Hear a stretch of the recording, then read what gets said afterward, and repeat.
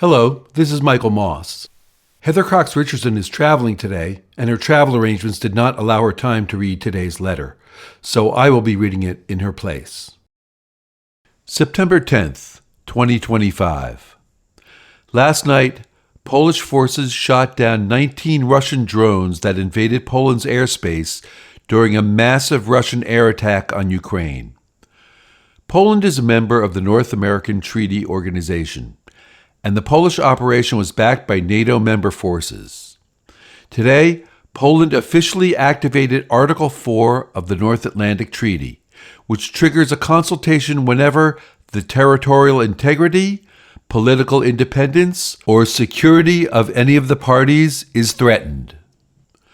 German Chancellor Friedrich Merz called the Russian breach of Polish airspace a reckless and aggressive act that fit a broader pattern of Russian provocations against NATO's eastern edge. Although the United States under President Donald J. Trump has pulled back from its steadfast commitment to NATO, the U.S. was instrumental in the creation of the organization in 1949. Leaders wanted to establish a defensive alliance that could stand against Soviet aggression and that would reinforce rules to prevent countries from using violence against other countries. Such an order, based in rules rather than violence, would make it harder to start wars. NATO guaranteed collective security because all of the member states agreed to defend each other against an attack by a third party. In 1949, when he signed the treaty, President Harry Truman called the pact a positive influence for peace. With NATO, he said, "We hope to create a shield against aggression and the fear of aggression, a bulwark which will permit us to get on with the real business of government and society, the business of achieving a fuller and happier life for all our citizens." The experience of the United States in creating one nation out of the peoples of many lands proved that this idea could work, Truman said. This method of organizing diverse peoples and cultures is in direct contrast to the method of the police state, which attempts to achieve unity by imposing the same beliefs and the same rule of force on everyone. The NATO countries did not believe that war was inevitable, Truman said. Men with courage and vision can still determine their own destiny. They can choose slavery or freedom, war or peace. I have no doubt which they will choose. If there is anything certain today, if there is anything inevitable in the future, it is the will of the people of the world for freedom and for peace.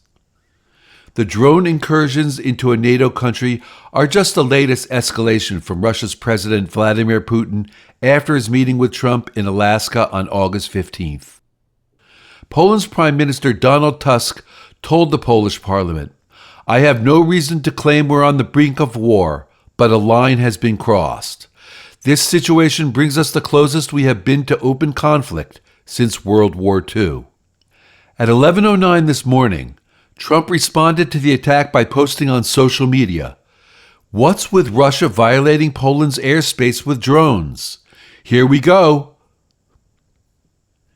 This afternoon, at an outdoor event at Utah Valley University in Orem, Utah, a gunman shot and killed 31-year-old Charlie Kirk, a right-wing activist and founder of Turning Point USA, which pushes for right-wing politics on high school, college, and university campuses. The killing appears to have been targeted. A manhunt is underway for the killer. Although nothing more is currently known about the event, President Trump, in an address from the Oval Office, blamed the radical left for the shooting and vowed that his administration will find each and every one of those who contributed to this atrocity and to other political violence, including the organizations that fund it and support it, as well as those who go after our judges, law enforcement officials, and everyone else who brings order to our country. Trump listed incidents of what he called radical left political violence.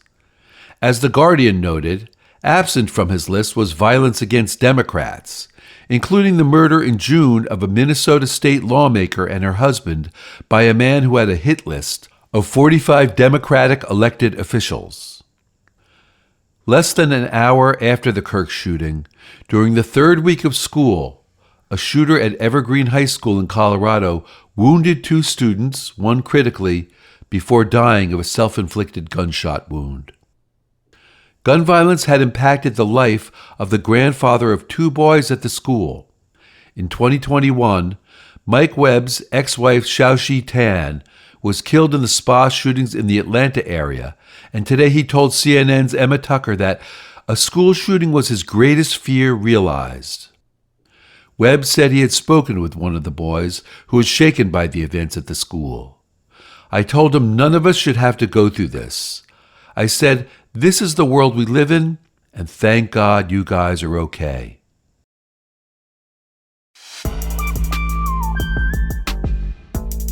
Letters from an American was written by Heather Cox Richardson.